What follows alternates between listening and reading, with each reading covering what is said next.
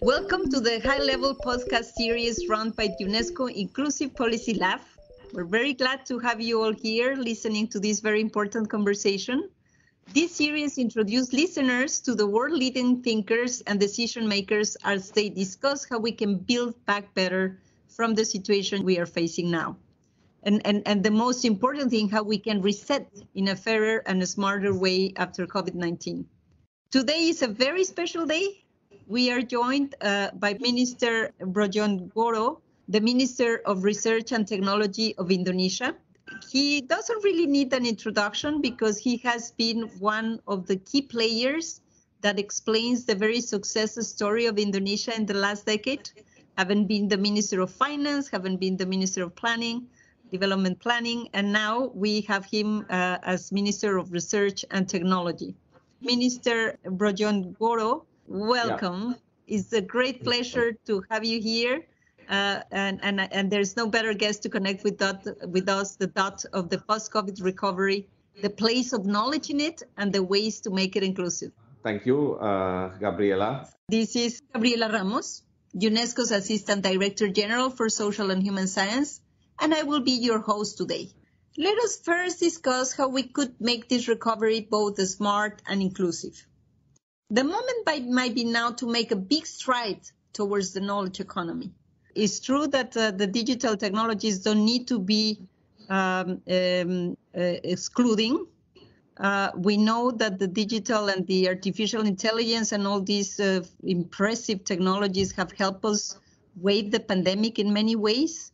On the health side, by creating the vaccine, on the economic side, by you and I connecting, you in the afternoon, I'm in the morning in Paris, and it has really provided a lot of services that have helped us a lot. But the fact is that they have also opened a lot of angles of inequalities. Not all the people are connected. Not all the people know what's behind an artificial intelligence. Not all the firms are really dealing with these issues. And therefore, my question to you, Minister, because you're dealing with it in Indonesia, how can we ensure that really the building up of this knowledge economy is inclusive?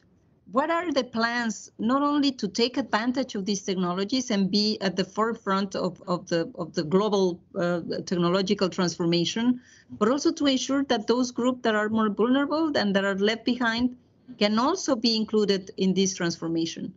Yeah, in the era of digital technology, I believe the key issue would be digital connectivity. And this connectivity issue will be even more relevant for countries like Indonesia. I think different with France, for example. Yeah, France is not a small country, but France, fortunately, is a continental country. So you can make a connection directly to any so-called remote village in France much more easily than when you are trying to connect to the so-called remote areas in Indonesia. Because again, Indonesia is the largest archipelagic country.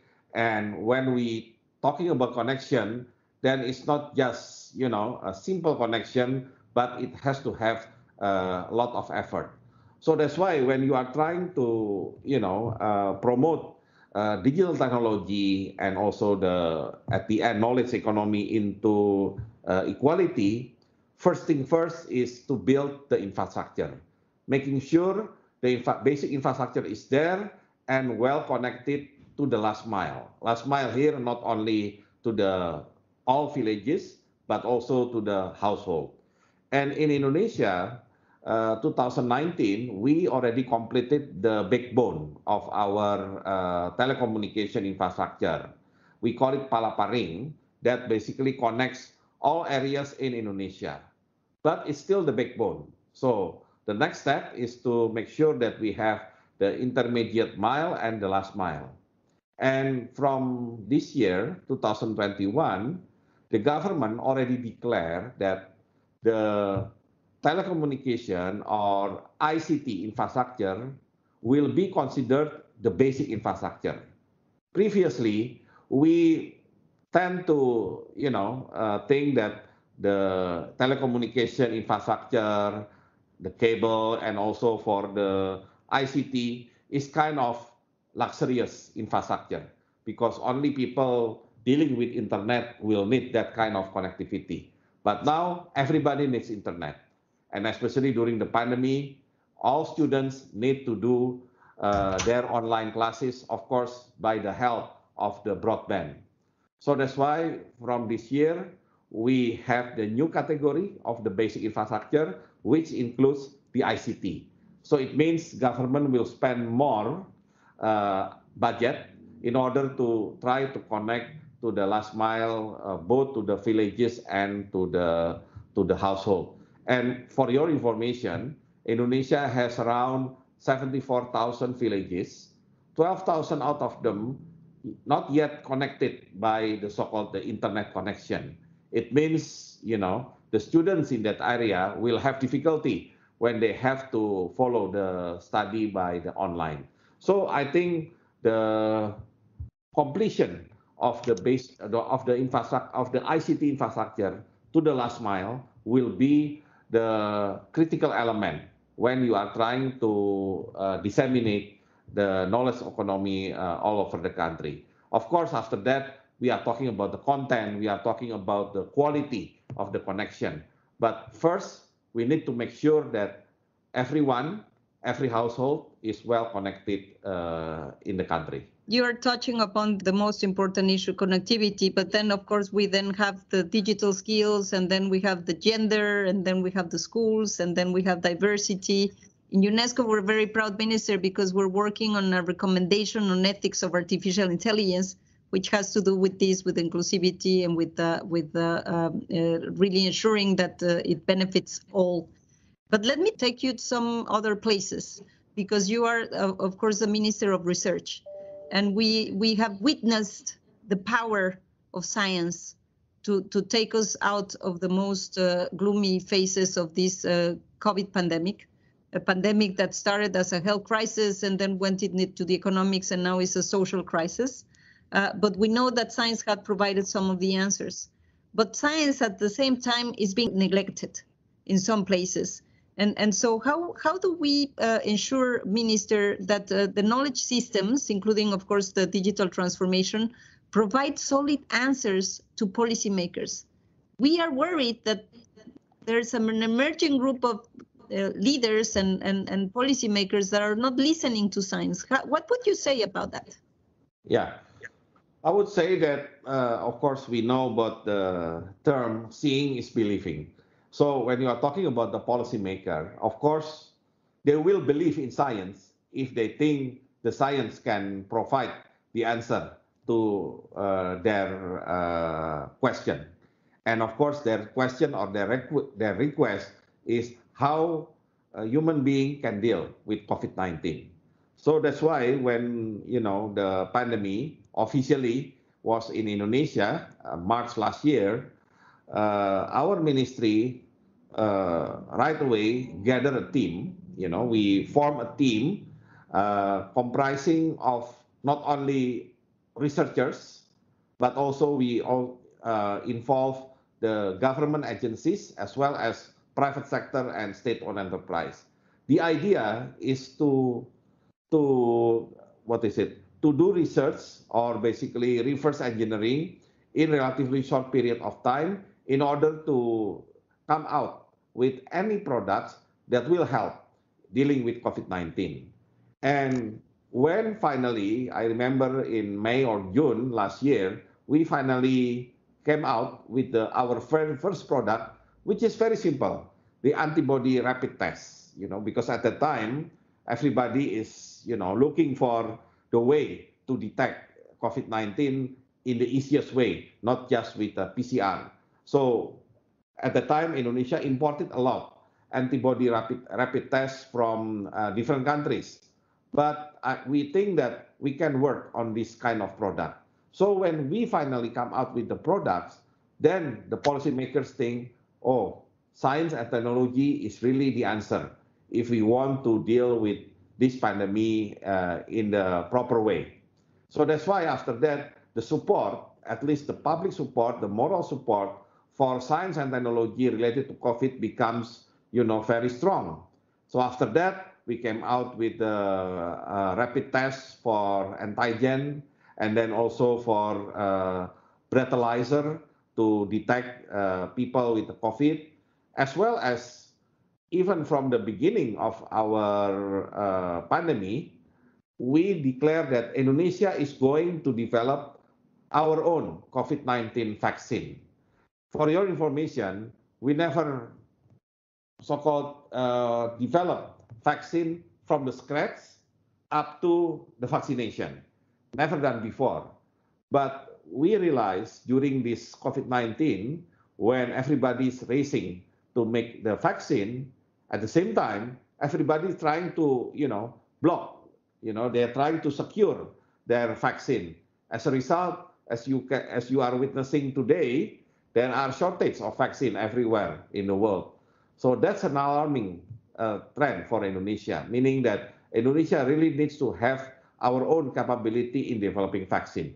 Of course, our COVID-19 vaccine is not yet completed. It's still on the lab stage, but at least the science and technology community already proved to the policymakers, to politicians, that science and technology cannot be ignored.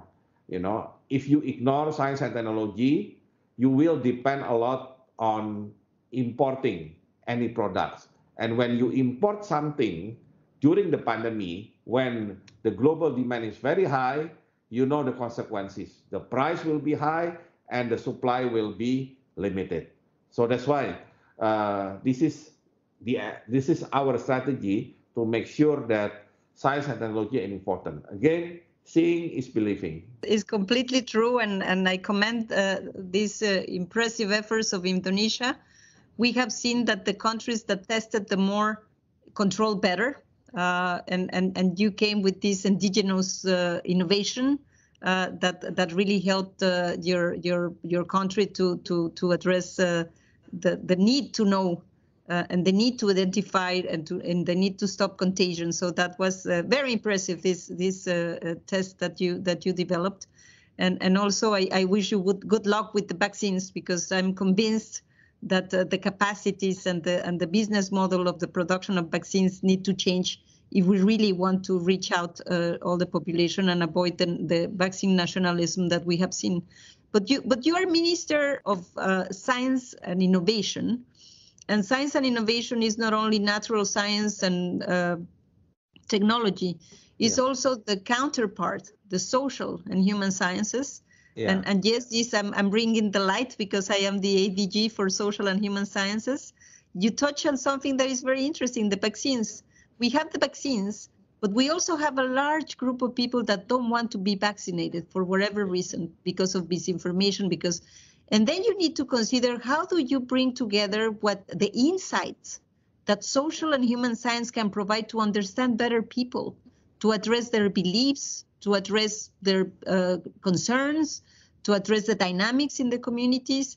And I would like to hear with you, because this might seem like not so visible when we talk about science, but they are as important. In UNESCO, we have the Managing of Social Transformation program that is looking at these issues. And as I said, the Inclusive Policy Lab is centering on people. How do you bring the social and human science ministers when you are dealing with people, for example, that don't want to get a vaccine? Yeah, I think you're right that since the beginning, we haven't talked about the social and humanity. And actually, I'm also from that area because I'm a professor in economics.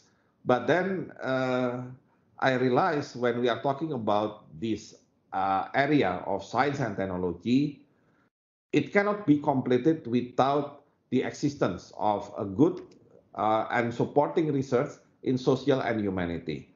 So, for example, when we are talking about vaccine, in Indonesia, in general, there are two reasons why some group of people do not want to be vaccinated. First one, because of the religious reason. I think, as a Muslim, you cannot so-called consume the so-called forbidden product, or in Arabic called haram, So we cannot, of course, Muslim cannot consume pork. And we are not talking pork just as meat, but also the derivative of the pork itself. And you know, in the history of vaccine, we are talking about vaccine in general, not only COVID-19 vaccine. There was element related to gelatin, gelatin coming from the pork that used to basically culture the virus before the virus can be processed into the vaccine. So actually, the vaccine itself, the final product of the vaccine, doesn't contain any element related to the pork, for example. But then in the process, way before, there was an element of pork involved in gelatin to culture the virus.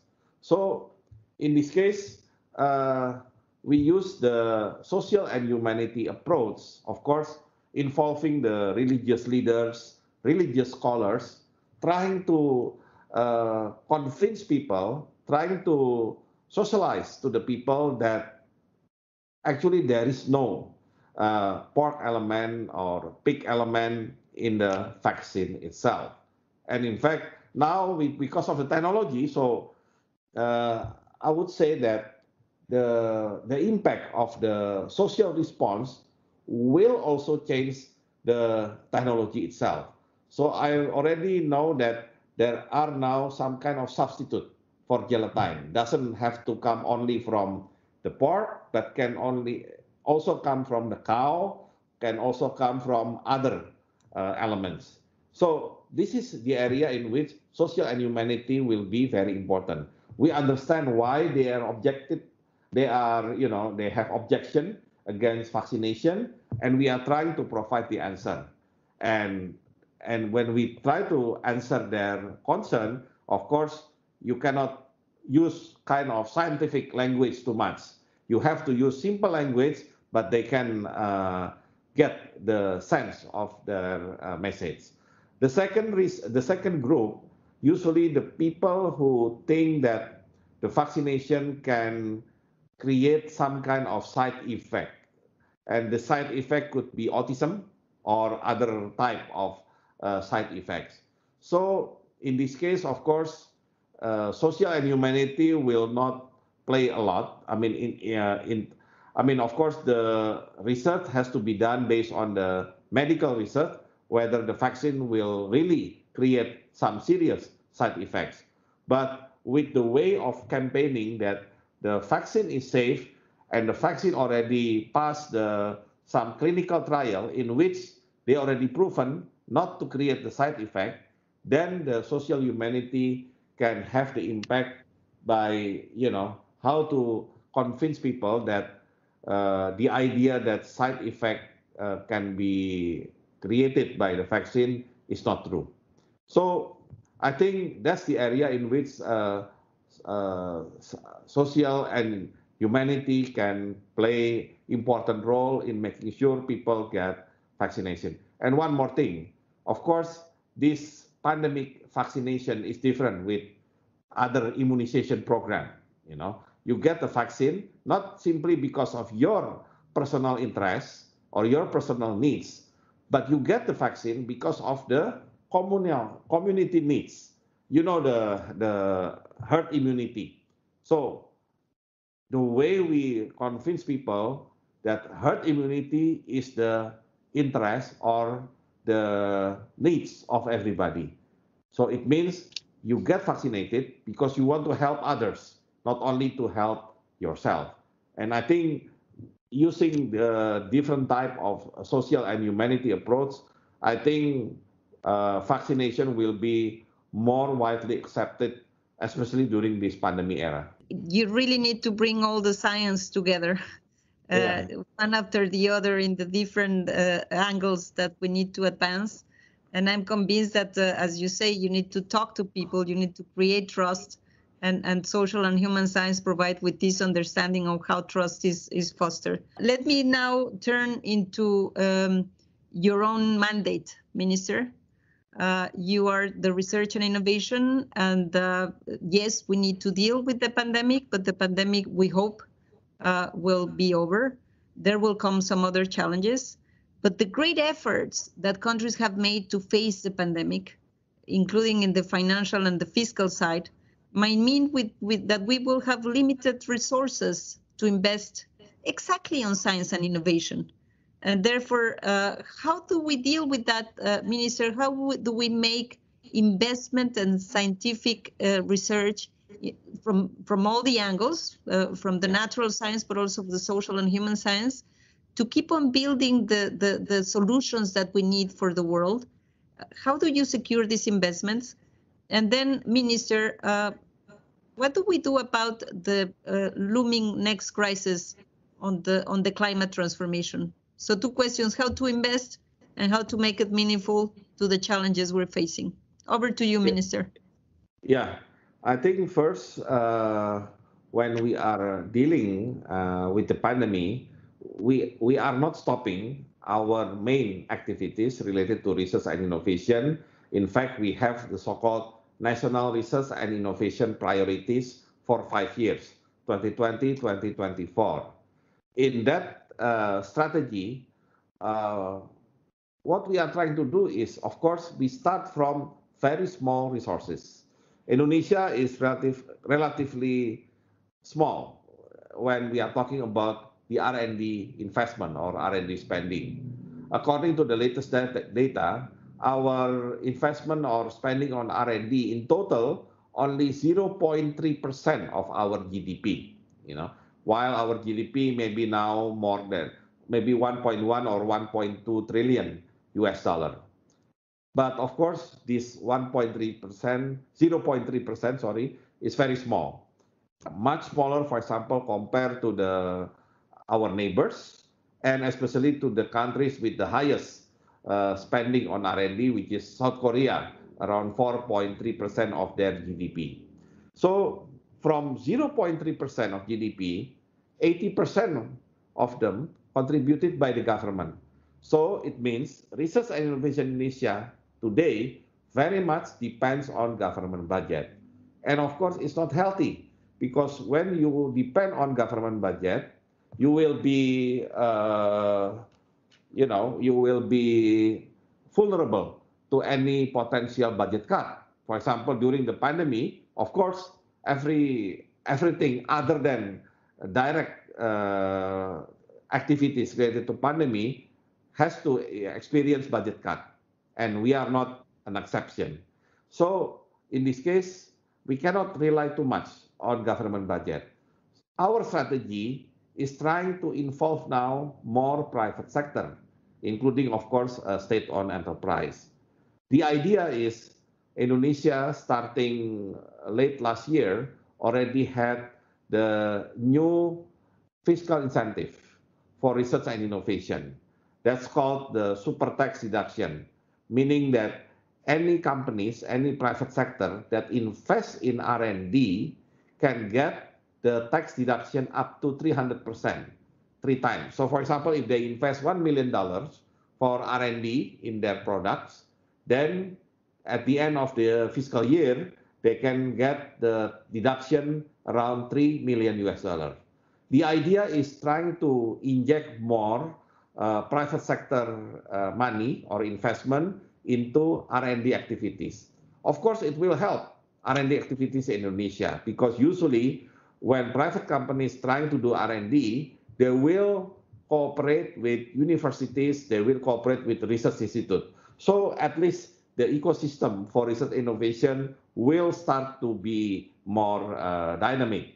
And of course, why we trying to get more support from private sector, we follow other countries that already successful in their innovation. So in the case of South Korea, for example, 70% out of their total investment in R&D coming from private sector, only 30% from the government. So Indonesia needs to move into the direction of the proportion between private sector and government. So this is our strategy, aside from making sure that every cents or every rupiah will be worth it when we do the research. And how can we make it worth it? By having priorities. So we are not just doing research based on any researcher's interest or their hobby or their special focus. We have our own focus. We have the priority for doing research, and we then invite the universities or research institute to be involved in doing these prioritized research activities. So this is our strategy. We know, Minister, and this is something that I underscore in the introduction of this conversation. The social and human science in UNESCO is really underscoring the research policy link. And therefore, I don't need to tell you because I know that you are already on top of it.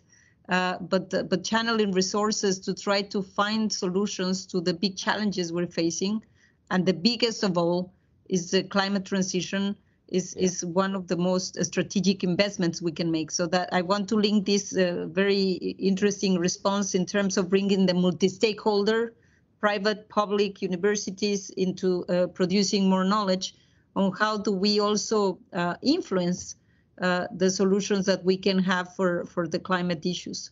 Yeah, certainly Indonesia, of course, would like to comply with the Paris Agreement. We need to, of course, reduce our level of emission. And we have several strategies to deal with that. One of them, for example, renewable energy. So part of the so-called prioritized research activities will be in the area of renewable energy. And in Indonesia, for example, we might have several potential of primary renewable energy. We are talking about solar panel, we are talking about the wind, we are talking about geothermal, which Indonesia could have one of the biggest in the world. And then we have water as well, hydropower, as well as the biomass or bioenergy. So we are trying to conduct the research in making sure that Indonesia will be ready when, let's say, at one time in the future, fossil fuel has to be phased out. And of course, now we still depend so much on coal and oil and gas. So we need to prepare to make sure that we have a good substitute, the renewable substitute for this fossil fuel. And of course, our research is intended to make sure that we will be ready when the transformation or transition has to happen. And of course, it's not just about the renewable energy, but one of the topic in our national research priority is circular economy. So we are dealing with the issue of the waste. And Indonesia, in urban area, many urban areas in Indonesia really cannot manage their own waste. You know, they are really behind in the area. So with the idea of circular economy, we can solve not only the waste issue, especially in urban areas, but also we can solve the issue of the either energy or any products that can be created from the circular economy, making sure that the waste will be zero, but the new products will come out from the circular economy. So this is one of our contribution to the national strategy in fulfilling the Paris Agreement. Thank you so much, Minister. We have really learned a lot of the very interesting plans you have. It seems that you're really on top of these issues, and Indonesia is in such great hands when dealing with this important dossier that is going to help us get out of the crisis and probably step up the efforts to deliver on the SDGs. Let me finish our conversation, Minister, with the 1 million question. How the social and human science sector of UNESCO can help you and can help Indonesia with these very strategic issues? Yes, of course, the support from UNESCO will be very important because at the end of the day, when you have very good progress in science, I mean, the natural science and hardcore technology, and you are already in the Industrial Revolution 4.0, then there is a potential of big social issue coming out from the implementation of Industrial Revolution 4.0, especially at the earlier stage when people are still nervous, people still cautious about what's going to happen with this automation, artificial intelligence, any robots, and anything that is unknown before. So I believe the Social and Humanity Department or Division of UNESCO can help countries like Indonesia that's still at the very early stage of Industrial Revolution 4.0, how the society can adapt with the future. And especially in this area, people still nervous about how the potential of losing the jobs, because maybe many of their jobs will be substituted by automation, by robots, by artificial intelligence. So, the sense that human might be useless, I think makes many people quite nervous. So that's the area in which Social and Humanity Division of UNESCO can help Indonesia. And we will be there for you, Minister. Count on us. The world is looking at Indonesia. Indonesia, even in the context of the pandemic, is providing very good insights. What happens in Indonesia matters, not only because of the size, 270 million people is not a small deal, but also but the very important reforms and policies that you are undertaking and that you have shared with our public. I really want to thank you, Minister. We have reached the end of this podcast. We were with Minister Brodjonegoro, the Minister of Research and Innovation of Indonesia, and we have learned a lot of how to deal with these very complex issues. Minister, last word from you, but I just want to thank you for taking the time and for sharing with us these very important issues. Thank you, Gabriela, for this opportunity, and also looking forward for closer cooperation between UNESCO and our ministry. Thank you, friends, for joining us. You have been in the podcast of the Inclusive Policy Lab of the Social and Human Science sector at UNESCO. Thank you so much.